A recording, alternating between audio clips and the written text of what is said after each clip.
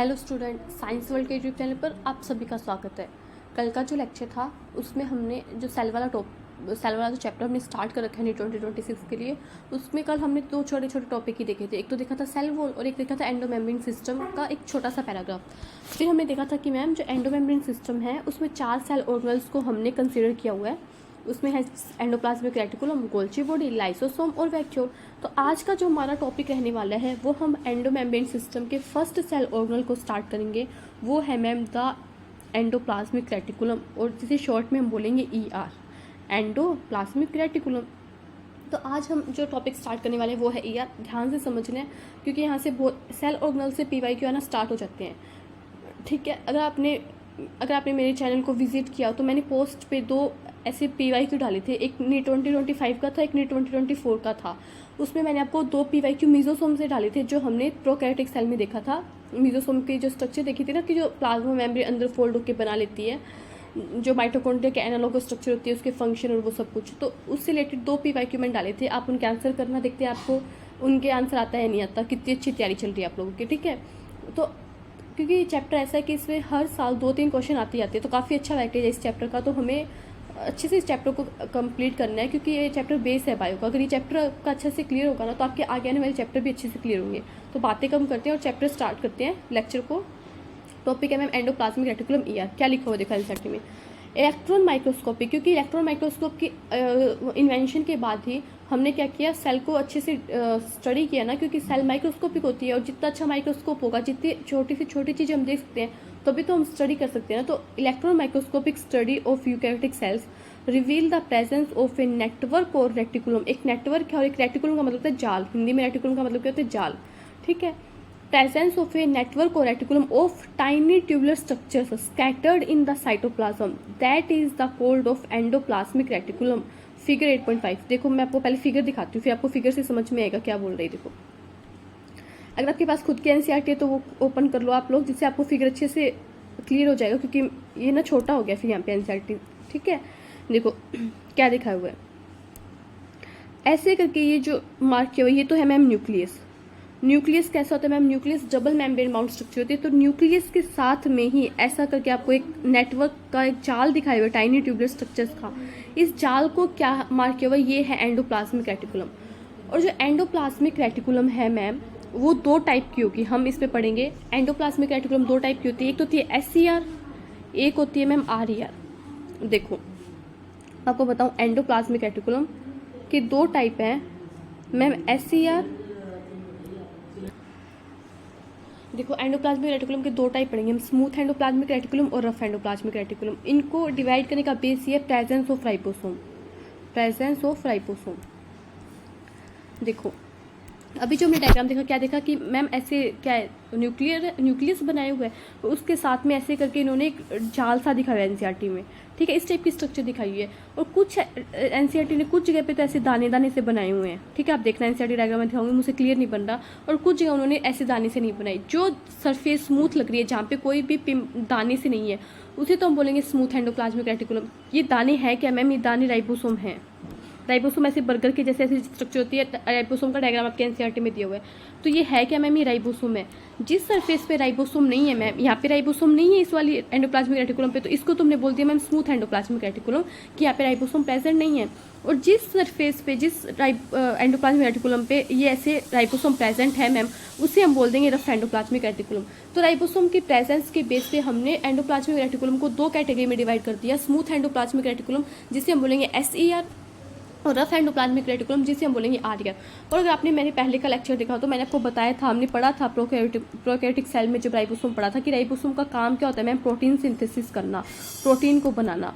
तो अब आप बताओ कि कौन सी एंडोप्लाज्मिक रेटिकुलम प्रोटीन सिंथेसिस में हेल्प करेगी, रफ वाली करेगी, रफ एंडोप्लाज्मिक रेटिकुलम करेगी, या स्मूथ एंडोप्लाज्मिक रेटिकुलम करेगी। तो आपका आंसर आएगा yes of course ma'am, rough वाली करेगी। क्यों मैम, क्योंकि राइबोसोम है ही रफ वाली के पास में, दाने दाने से जो मैंने बनाए वो है ही रफ वाली के पास में, और राइबोसोम का काम ही है मैम प्रोटीन सिंथेसिस करना। तो obviously ma'am rough endoplasmic reticulum क्या करेगी, प्रोटीन सिंथेसिस में हेल्प करेगी, और स्मूथ एंडोप्लाज्मिक रेटिकुलम नहीं करेगी। तो मैम स्मूथ एंडोप्लाज्मिक रेटिकुलम में किस चीज़ का सिंथेसिस होता है, किस में हेल्प करती है स्मूथ एंडोप्लाज्मिक रेटिकुलम, तो हमें ध्यान रखना है कि जो स्मूथ एंडोप्लाज्मिक रेटिकुलम है ये हेल्प करती है लिपिड के सिंथेसिस में। ये PYQ पहले पूछा जा चुका है कि लिपिड का सिंथेसिस जो है वो कौन सी एंडोप्लाज्मिक रेटिकुलम में होता है मैम, स्मूथ एंडोप्लाज्मिक रेटिकुलम में। तो मैं वापस से एनसीईआरटी के डायग्राम पे आती हूँ, क्योंकि मैं एनसीईआरटी का डायग्राम पता होना चाहिए। देखो अब क्या एनसीईआरटी का डायग्राम ये PYQ पहले पूछा जा चुका है, मैं ये बता दूं, ये एनसीईआरटी का डायग्राम PYQ ये पहले आ चुका है, इसमें मार्क करने के लिए आया था। तो ये जो मैं अगर आपको रेज करके दिखाती हूँ प्रॉपर एनसीईआरटी का डायग्राम, फिर आपको क्लियर दिखेगा। देखो इसको तो आपको मार्क करना है न्यूक्लियस, ठीक है, ये तो क्या है मैम, न्यूक्लियस है, ठीक है मैम, ये तो है न्यूक्लियस मैम। उसके बाद में ये है न्यूक्लियर पोर, ये न्यूक्लियर पोर दिखाया, क्योंकि न्यूक्लियर मेम्ब्रेन के बीच में पोर होते हैं, मैं आपको पूरा स्ट्रक्चर पढ़ाऊंगी। और ये देखो, ये जो जिस मेम्ब्रेन पे यहाँ पे जिस एंडोप्लाज्मिक रेटिकुलम पे दाने बनाए हुए मैम, उसे तो उन्होंने मार्क किया रफ एंडोप्लाज्मिक रेटिकुलम। और जहाँ पे कोई भी प्रकार का राइबोसोम प्रेजेंट नहीं है इतने वाले एरिया में, उनको इसको इन्होंने मार्क किया स्मूथ एंडोप्लाज्मिक रेटिकुलम। और ये जो दाना सा है, ये जो दाना बनाया, इसको इन्होंने क्या मार्क किया, राइबोसोम मार्क किया। तो कितने नाम याद रखे, 5 नाम याद रखने एंडोप्लाज्मिक रेटिकुलम का जो डायग्राम है। एक तो रफ एंडोप्लाज्मिक रेटिकुलम कहाँ है, एक स्मूथ एंडोप्लाज्मिक रेटिकुलम कहाँ है, राइबोसोम कहाँ है, न्यूक्लियर पोर कहाँ है, न्यूक्लियस कहाँ है। तो ये न्यूक्लियर पोर तो साफ साफ दिखा है, जो पोर बनाए उसे न्यूक्लियर पोर मार्क किया है, जो दाना सा बनाया छोटा सा उसे राइबोसोम मार्क किया है, जहाँ पे कोई भी राइबोसोम प्रेजेंट नहीं उसे स्मूथ एंडोप्लाज्मिक रेटिकुलम मार्क किया है, जहाँ पे राइबोसोम प्रेजेंट है उसे रफ एंडोप्लाज्मिक रेटिकुलम मार्क किया है। तो बस इतनी बातें ध्यान रखनी, डायग्राम तो क्लियर होगा। और देख लो कैसा, अगर ये सेल है पूरी, तो उसके अंदर कैसा जाल सा दिख रहा है ना हमें, ऐसे ट्यूब्यूल्स का बिखरा हुआ कैसे। तो इस जाल को इन्होंने क्या बोल दिया, इलेक्ट्रॉन माइक्रोस्कोप की स्टडी के बाद में एंडोप्लाज्मिक रेटिकुलम। मतलब नाम से देखो, एंडो का मतलब होता है अंदर, एंडो और एक्सो वर्ड आप ध्यान रखोगे बायो में, तो एंडो का मतलब होता है अंदर, एक्सो का मतलब होता है बाहर। एंडो का मतलब अंदर, प्लाज्मिक का मतलब साइटोप्लाज्म के अंदर, और रेटिकुलम का मतलब जाल, कि साइटोप्लाज्म के अंदर एक जाल है, नाम से पता चला। इसलिए इन्होंने नाम भी क्या दिया स्ट्रक्चर को, एंडोप्लाज्मिक रेटिकुलम। एंडो का मतलब अंदर, प्लाज्मिक का मतलब साइटोप्लाज्म के अंदर, और रेटिकुलम का मतलब जाल, की साइटोप्लाज्म के अंदर एक जाल था बिखरा हुआ है, उन्होंने क्या इसे क्या बोला, एंडोप्लाज्मिक रेटिकुलम। देखो अब हम रीड करते हैं एनसीईआरटी से। मैंने आपको मोटा मोटा सा तो सारा एक बार ब्रीफ एक्सप्लेन तो कर दिया, जो जो एनसीईआरटी में लाइनें लिखी हुई है, अब उसको एक बार रीड करना है बस एनसीईआरटी से, क्योंकि लाइनें उठा के डायरेक्ट एनसीईआरटी से आएगी। टॉपिक का नाम है ma'am endoplasmic reticulum. Electron microscope studies of eukaryotic cell reveal the presence of a network or reticulum of the tiny tubular structures scattered in the cytoplasm that is called the endoplasmic reticulum. Hence, ER divide the intracellular space. अब एक बात और देखो, मैंने क्या किया, ऐसे करके ऐसे जाल सा बनाया ना सेल के अंदर, देखो। तो इसकी वजह से क्या हो रहा है कि ये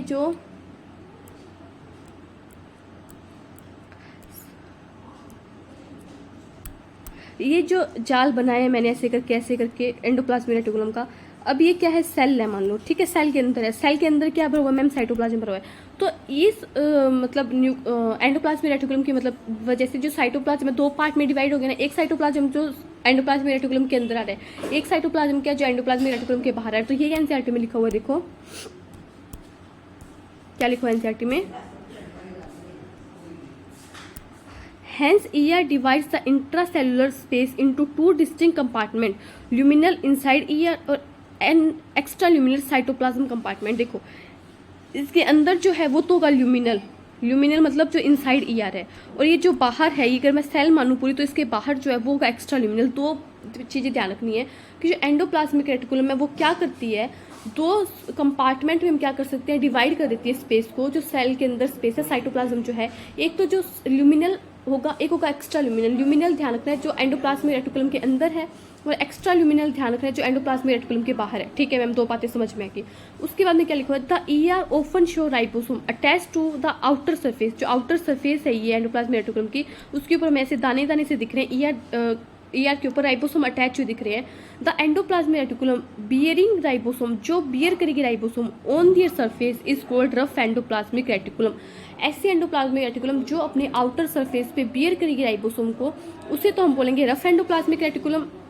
इन the absence of ribosomes they appear smooth and are called smooth endoplasmic reticulum. अगर मान लो कोई कपड़ा है उसके ऊपर दाने दाने से है तो वो रफ, उसकी अपीयरेंस रफ आएगी ना। तो वैसे ही बात बोल रहा है कि जिस पे बियर कर रखे राइबोसोम, जिस एंडोप्लाज्मिक रेटिकुलम ने, उसे तो हम बोलेंगे रफ एंडोप्लाज्मिक रेटिकुलम। और जो जहाँ पे एब्सेंट है, मतलब राइबोसोम प्रेजेंट नहीं है, उसको हम क्या बोलेंगे, smooth endoplasmic reticulum. Okay ma'am, इतना समझ में आ गया। अब देखो क्या लिखा हुआ है, RER यानी rough endoplasmic reticulum is frequently observed in the cells actively involved देखो क्या लिखा हुआ है, RER is frequently observe in the cells actively involve in the protein synthesis. मैंने आपको बताया था, क्योंकि मैम राइबोसोम का काम ही प्रोटीन सिंथेसिस करना है, ये तो हमने प्रोकैरियोटिक सेल में भी पढ़ा था मैम। तो अगर RER है, उस पर राइबोसोम अटैच है मैम, तो उसका काम क्या होगा, प्रोटीन सिंथेसिस करना और उसका सिक्रेशन करना। Okay ma'am, they are extensive and continuous with the outer membrane of the nucleus. ये भी पहले का PYQ है कि कौन सा सेल ऑर्गेनल है जो हमें न्यूक्लियस की मेम्ब्रेन के साथ कंटिन्यू करता दिखाई देता है। उसका आंसर था एंडोप्लाज्मिक रेटिकुलम। ठीक है, they are extensive and continuous with the outer membrane of the nucleus. Nucleus की मेम्ब्रेन के साथ में क्या करते हैं, ये कंटिन्यूस करते हैं। अब बारी आई है स्मूथ एंडोप्लाज्मिक रेटिकुलम की। द स्मूथ एंडोप्लाज्मिक रेटिकुलम यानी SER is the major site of synthesis of lipid. मैंने बताया था ना मैम, प्रोटीन का सिंथेसिस तो हमने कहाँ कर दिया, रफ एंडोप्लाज्मिक रेटिकुलम में कर दिया। तो मैम अब लिपिड का सिंथेसिस कहाँ होगा, स्मूथ एंडोप्लाज्मिक रेटिकुलम में होगा। In animal cells lipid like steroidal hormones are synthesized in SER। और एनिमल सेल में जो लिपिड के जैसे स्टीरॉयडल हार्मोन्स होते हैं उनका सिंथेसिस भी कहाँ होगा मैम, SER में होगा। ठीक है मैम, एंडोप्लाज्मिक रेटिकुलम यहाँ पे खत्म होता है। मैं फटाफट से कंपाइल करूँ इसको, हमने क्या पढ़ा मैम, हमने एंडोमेम्ब्रेन सिस्टम का फर्स्ट सेल ऑर्गेनल, मैम हमने एंडोप्लाज्मिक रेटिकुलम का फर्स्ट सेल ऑर्गेनल स्टार्ट किया, उसका नाम था एंडोमेम्ब्रेन सिस्टम का फर्स्ट सेल ऑर्गेनल स्टार्ट किया मैम, उसका नाम है मैम एंडोप्लाज्मिक रेटिकुलम। मैम हमने देखा एंडोप्लाज्मिक रेटिकुलम एक जाल सा होता है जो साइटोप्लाज्म के अंदर बिखरा रहता है। ठीक है, टाइनी ट्यूबुलर स्ट्रक्चर्स होती है मैम। ये जो ट्यूबुलर स्ट्रक्चर्स है इसको हम दो क्या कर सकते हैं, दो कैटेगरी में डिवाइड कर सकते हैं। एक तो रफ एंडोप्लाज्मिक रेटिकुलम, एक स्मूथ एंडोप्लाज्मिक रेटिकुलम। इनको डिवाइड करने का क्राइटेरिया क्या है मैम, प्रेजेंस ऑफ राइबोसोम। जिस एंडोप्लाज्मिक रेटिकुलम के ऊपर राइबोसोम प्रेजेंट है मैम उसे तो हम बोलेंगे रफ एंडोप्लाज्मिक रेटिकुलम, और जिसके ऊपर एब्सेंट है उसे हम बोलेंगे ma'am smooth endoplasmic reticulum. Ma'am अगर राइबोसोम प्रेजेंट है रफ एंडोप्लाज्मिक रेटिकुलम के ऊपर तो मैम उसका काम क्या होगा मैम, उसका काम होगा प्रोटीन को सिंथेसिस करना। और स्मूथ एंडोप्लाज्मिक रेटिकुलम का काम क्या है मैम, इसका काम है लिपिड को सिंथेसिस करना। और जो एंडोप्लाज्मिक रेटिकुलम है वो कौन से मतलब जो न्यूक्लियस है उसके साथ क्या करता है, कंटिन्यू करता है मैम। और जो एंडोप्लाज्मिक रेटिकुलम है मैम वो साइटोप्लाज्म को दो कंपार्टमेंट में डिवाइड कर देता है, एक तो ल्यूमिनल और एक एक्स्ट्रा ल्यूमिनल। ल्यूमिनल जो है मैम वो एंडोप्लाज्मिक रेटिकुलम के अंदर का पार्ट है, और जो एक्स्ट्रा ल्यूमिनल है मैम वो एंडोप्लाज्मिक रेटिकुलम के बाहर का पार्ट है। ठीक है मैम, इतनी बात समझ में आ गई। जो राइबोसोम है हमें आउटर सरफेस पे देखने को मिलेंगे एंडोप्लाज्मिक रेटिकुलम की। यहाँ पे हमारा जो एंडोप्लाज्मिक रेटिकुलम है वो खत्म होता है। मैंने आपको डायग्राम भी दिखा दिया, 5 नाम हमें ध्यान रखने हैं एंडोप्लाज्मिक रेटिकुलम के डायग्राम में। NCERT में 5 लेबलिंग की हुई है, 5 नाम की लेबलिंग की हुई है। उसके बाद में जो नेक्स्ट टॉपिक हमारा स्टार्ट होता है वो होता है गोल्जी एपरेटस। गोल्जी एपरेटस है, इसको हम पढ़ेंगे अब। ठीक है मैम, हमने एंडोप्लाज्मिक रेटिकुलम को खत्म कर लिया। अब जो हमारा एंडोमेम्ब्रेन सिस्टम का सेकंड सेल ऑर्गेनल है वो है गोल्जी एपरेटस। देखो तो अब हम जो पढ़ेंगे वो पढ़ेंगे गोल्जी एपरेटस को। देखो क्या लिखा हो, गोल्जी एपरेटस। डायग्राम दिया हुआ है यहाँ पे, आपको डायग्राम हम देख लेंगे। Camillo Golgi 1898। एक तो हमें साइंटिस्ट का नाम ध्यान रखना और एक ईयर भी ध्यान रखना है। मैंने आपको बताया था इस चैप्टर में आपको साइंटिस्ट आएंगे और उनके ईयर भी आएंगे। तो बहुत सारे साइंटिस्ट हमने पहले भी देख ली, सेल थ्योरी में देखे थे, डिस्कवरी में देखे थे, सेल की डिस्कवरी किसने की, न्यूक्लियस की डिस्कवरी किसने की। अब देख रहे हैं हम, अब हमने देखा गोल्जी एपरेटस में कैमिलो गोल्जी नाम का एक महान आत्मा है। कौन सी महान आत्मा, गोल्जी बॉडी नाम हमने कैमिलो गोल्जी के नाम पे दिया है। तो उस महान आत्मा का नाम हमें ध्यान रखना है मैम, कैमिलो गोल्जी, और ईयर भी ध्यान रखना है 1898। दो बातें ध्यान रखनी है मैम, ईयर तो है 1898 और मैम उस महान आत्मा का नाम है Camillo Golgi. Camillo Golgi 1898 first observed densely stained reticular structure. Ma'am ये भी देखो जाल जैसा ही है, रेटिकुलर स्ट्रक्चर है नियर द न्यूक्लियस। ये भी कहाँ देखने को मिलेगा, नियर द न्यूक्लियस। ठीक है मैम, एक लाइन हमने पढ़ी है कि Camillo Golgi in 1898 first observed densely stained reticular structures near the nucleus. These were later named Golgi body after him. फिर हमने उनको क्या दे दिया नाम, बाद में क्या दे दिया, गोल्जी बॉडी नाम दे दिया उनके नाम पे, कैमिलो गोल्जी के नाम पे। They consist of many flat disc-shaped sacs or cisternae of 0.5 micrometer to 1 micrometer diameter. Figure 8.6। देखो अब मैं फिगर दिखाती हूँ आपको, ये है फिगर NCERT में दिया हुआ, थोड़ा सा छोटा करना पड़ेगा। ये देखो ऐसा करके ये एक डायग्राम बनाया हुआ है, और डायग्राम है किसका मैम, गोल्जी एपरेटस का। और ये जो ऐसे करके ये जो टाइनी ट्यूबुलर स्ट्रक्चर्स बनाइए, सैक लाइक है, डिस्क शेप है, ये क्या है मैम, ये फ्लैट है। ये क्या मैम, ये सिस्टर्नी है।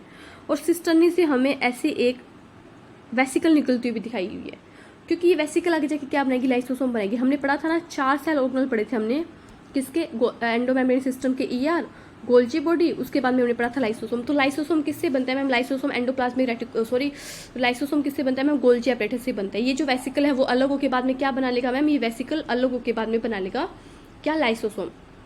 ठीक है, तो इतनी बात हमें रखनी है कि Camillo Golgi in 1898 first observe densely stained reticular structure near the nucleus, these were later named Golgi body after him.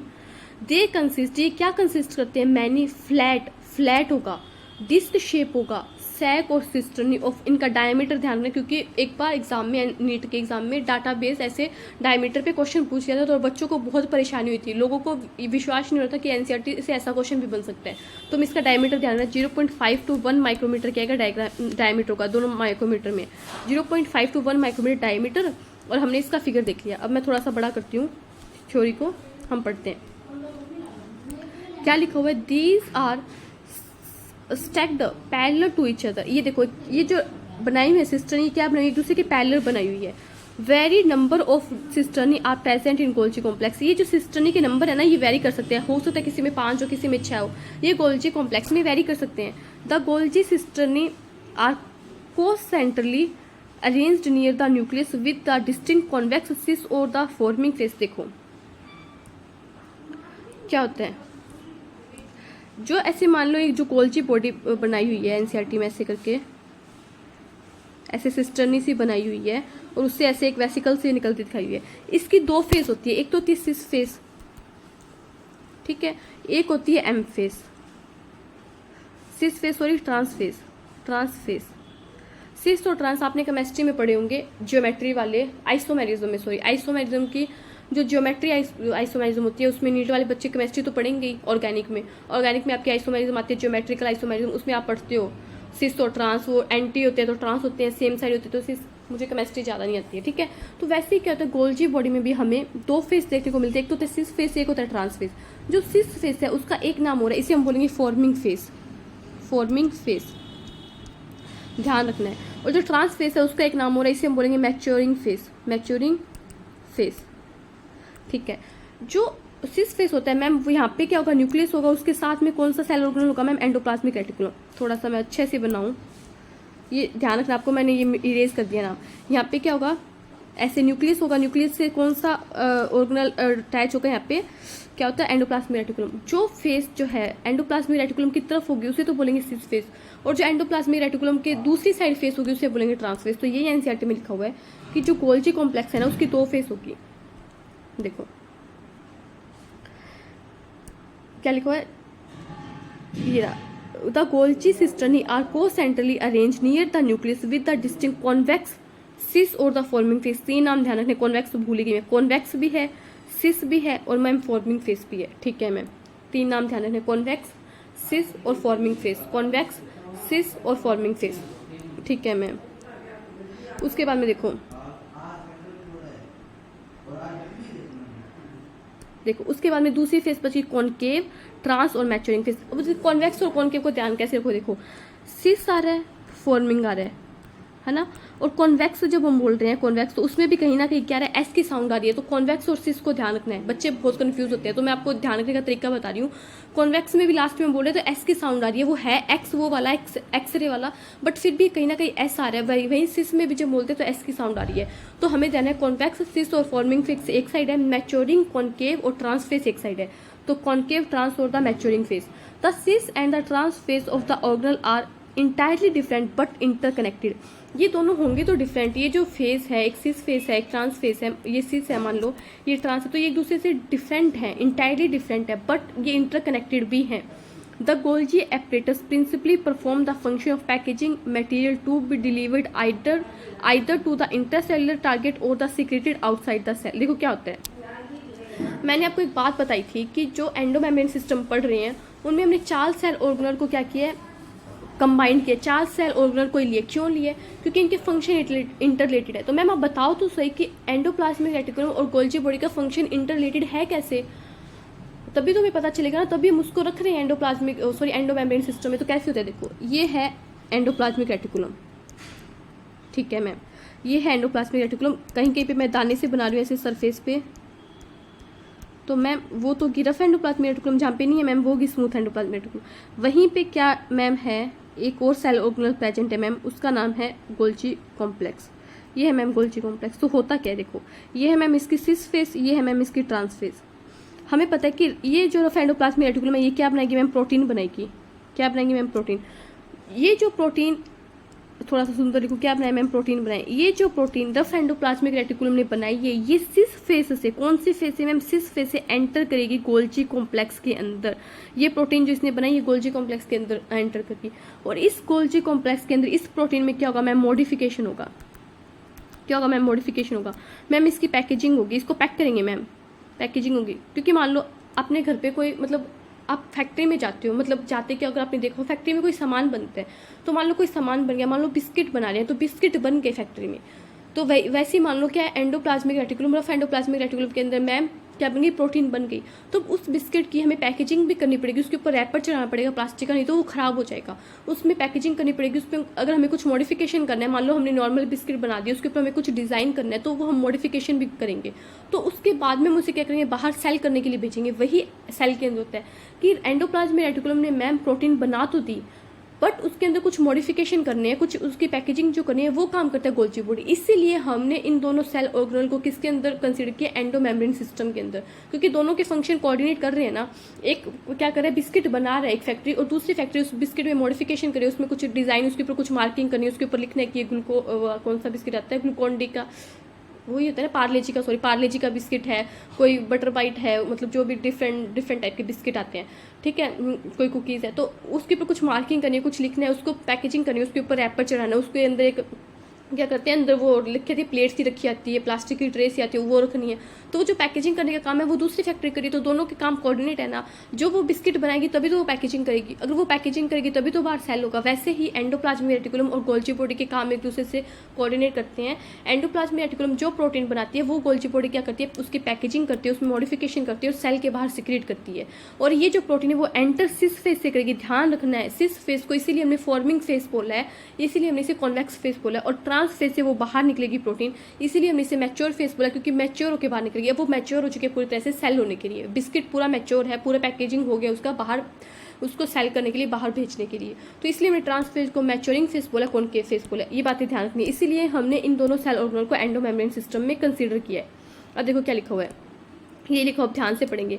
The Golgi apparatus principally perform the function of packaging and packaging material. किसका काम करता है? Principally packaging material का काम करता है। To be delivered, कहाँ deliver करना है? वो डिलीवरी चाहे सेल के अंदर करनी हो, चाहे सेल के बाहर करनी हो, ठीक है। चाहे मतलब जिस शहर में बिस्किट बन रहा है उस शहर के अंदर बिस्किट की डिलीवरी करनी हो, चाहे आउट ऑफ द सिटी जाके में डिलीवरी करनी हो, ठीक है। Material to be packaged in the form of vesicles form the ER fuse with the cis face. देखो, जो प्रोटीन ईआर से बनी वो फ्यूज होती है सिस फेस से, वेसिकल की फॉर्म में, ठीक है। और बाहर कौन से फॉर्म फेस से निकलेगी? ट्रांस फेस से। यही बात लिखी है एनसीईआरटी में। Material to be packaged in the form of vesicle, किसकी फॉर्म में पैकेजिंग होती है? वेसिकल की फॉर्म में। The ER fuse with the cis face of the Golgi apparatus and move toward the maturing face. This explain why the Golgi apparatus remains in the close associated with the endoplasmic reticulum. अब ये इसीलिए NCERT बोल रही है कि ये चीज़ हमें explain करते क्यों, कि ये चीज़ हमें क्या एक्सप्लेन करते हैं? ये चीज़ हमें ये एक्सप्लेन करते हैं कि क्यों क्लोज एसोसिएशन है एंडोप्लाज्मिक रेटिकुलम का गोल्जी बॉडी के साथ में, ठीक है, या फिर गोल्जी बॉडी का एंडोप्लाज्मिक रेटिकुलम के साथ में। A number of protein synthesized by the ribosome on the endoplasmic reticulum. ये मैंने बताया कि जो प्रोटीन एंडोप्लाज्मिक रेटिकुलम के अंदर बनेगी राइबोसोम की हेल्प से, वो मॉडिफाइड होगी, are modified in the cisternae of the Golgi apparatus. Golgi body की सिस्टर्नी में वो उसमें क्या मॉडिफिकेशन होगा? जो बिस्किट फैक्ट्री में बना है एक फैक्ट्री में, जैसे मान लो वो फैक्ट्री है, तो दूसरी फैक्ट्री में जाके उसकी पैकेजिंग होगी, उसमें मॉडिफिकेशन होगा। Before they are release from its trans face, जब वो ट्रांस फेस से रिलीज नहीं हो जाते उससे पहले उसमें मॉडिफिकेशन होगा। जब तक वो दूसरी फैक्ट्री से बाहर नहीं निकलते तब तक उस दूसरी वाली फैक्ट्री में क्या चलता रहेगा? मॉडिफिकेशन चलता रहेगा। Golgi apparatus is the important site of formation of glycoprotein और ग्लाइकोलिपिड्स। अब हमें ध्यान रखना कि सेल में क्या मॉडिफिकेशन होता है। जो प्रोटीन आई है, गोल्जी एपरेटस क्या करता है? उसके साथ में कुछ लिपिड, सॉरी कुछ क्या करता है? ग्लाइको यानी शुगर ऐड कर देता है। तो प्रोटीन आई थी, गोल्जी बॉडी ने उसके साथ में शुगर ऐड कर दिया, कार्बोहाइड्रेट ऐड कर दिया, तो क्या बनी? ग्लाइकोप्रोटीन बन गई। ये तो रफ एंडोप्लाज्मिक रेटिकुलम ने बनाया। वैसे ही स्मूथ एंडोप्लाज्मिक रेटिकुलम ने क्या बनाया? लिपिड बनाई, उसके साथ में गोल्जी बॉडी ने क्या कर दिया? शुगर ऐड कर दी, तो क्या बनी? ग्लाइकोलिपिड बनी। मैंने बताया था ग्लाइको वर्ड हमें ध्यान रखना है, बायो में शुगर के लिए, कार्बोहाइड्रेट के लिए यूज होता है, तो वो क्या बनी? ग्लाइकोलिपिड बन गई, ठीक है मैम। यहाँ पे खत्म होता है हमारा गोल्जी एपरेटस। अब मैं इसको भी कंपाइल कर रही हूँ। देखो गोल्जी एपरेटस के बारे में एनसीईआरटी में क्या क्या बातें लिखी हुई है। गोल्जी एपरेटस के बारे में एनसीईआरटी में सबसे पहले लिखा हुआ है कि सबसे पहले कैमिलो गोल्जी नाम का एक महान आत्मा थी, उसने 1898 में फर्स्ट ऑब्जर्व किया एक डेंस स्टेन्ड स्ट्रक्चर को नियर द न्यूक्लियस। और ये जो फ्लैट सिस्टर्नी या फिर ट्यूब्यूल्स की शेप में होता है और इसका जो डायमीटर होता है वो होता है 0.5 माइक्रोमीटर टू 1 माइक्रोमीटर। ठीक है मैम। और गोल्जी बॉडी में जो सिस्टर्नी है उनका नंबर गोल्जी कॉम्प्लेक्स में वेरी कर सकता है सेल टू सेल। ठीक है मैम। जो गोल्जी बॉडी होती है उसकी दो फेस होती है, एक होती है सिस कॉन्वेक्स और फॉर्मिंग फेस, एक होती है दूसरी मैम ट्रांस मैच्योरिंग और कॉनकेव फेस। ये दोनों फेस इंटायरली डिफरेंट होती है बट इनके जो फंक्शन है मैम वो इंटरकनेक्टेड होते हैं एक दूसरे के साथ में। ठीक है मैम। जो मैम सिस फेस है उससे क्या होगा, एंडोप्लाज्मिक रेटिकुलम से जो प्रोटीन बन के आई है वो फ्यूज़ होगी, फिर गोल्जी बॉडी के अंदर गोल्जी बॉडी की जो सिस्टर्नी है मैम उसके अंदर मॉडिफिकेशन होगा, पैकेजिंग का काम होगा क्योंकि गोल्जी कॉम्प्लेक्स का मेन काम जो वो पैकेजिंग का ही है। और फिर वो ट्रांस फेज से बाहर रिलीज हो जाएगी इन द फॉर्म ऑफ वेसिकल्स। और क्या मॉडिफिकेशन होता है मैम, या फिर तो ग्लाइकोप्रोटीन बन जाएगा या फिर क्या बन जाएगा मैम, ग्लाइकोलिपिड बन जाएगा। ठीक है, इतनी बातें में ध्यान रखनी है। यही ऑलमोस्ट सी बातें एनसीईआरटी में लिखी हुई। मैंने पूरा पैराग्राफ आपको 2-4 बातों के अंदर समेटने की कोशिश की है। आई होप मैंने आपको सारी बातें बता दी होगी। और जो हम प्रोडक्ट बना रहे हैं ना वो मैम हम सेल के अंदर भी ट्रांसफ़र कर सकते हैं और मैम सेल के बाहर भी कर सकते हैं। ये बातें थी, मैंने बताया था बिस्किट सिटी में भी हम डिस्ट्रीब्यूट कर सकते हैं, सेल करने के लिए जा सकते हैं और सिटी के बाहर भी जा सकते हैं। आई होप इतना ही है। हाँ, इतनी बातें लिखी हुई है, ज़्यादा मैंने अब ये पैरेलली अरेंज होती है सिस्टर्नी, ये बातें रहेगी थी। ठीक है। और न्यूक्लियस के पास में होती है, को सेंट्रली होती है। आई होप आज का लेक्चर आपको अच्छा लगा होगा। अगर आपको अच्छा लग रहा है तो प्लीज़ अपने दोस्तों के साथ भी सेशन को शेयर करो, लाइक करो, वीडियो को कमेंट करो अगर आपको अच्छा लग रहा है। और आपकी कुछ क्वेरी है तो वो भी कमेंट करो, और अगर आपको जो अच्छा नहीं लग रहा है ना वो भी कमेंट करके बताओ कि मैम आप अच्छा नहीं पढ़ा रहे हो, ये कमी आप इसको इम्प्रूव करो तो लेक्चर और बेटर होगा, हमें ऐसे समझाओ। तो वो सब बातें आप बता सकते हो। Thank you.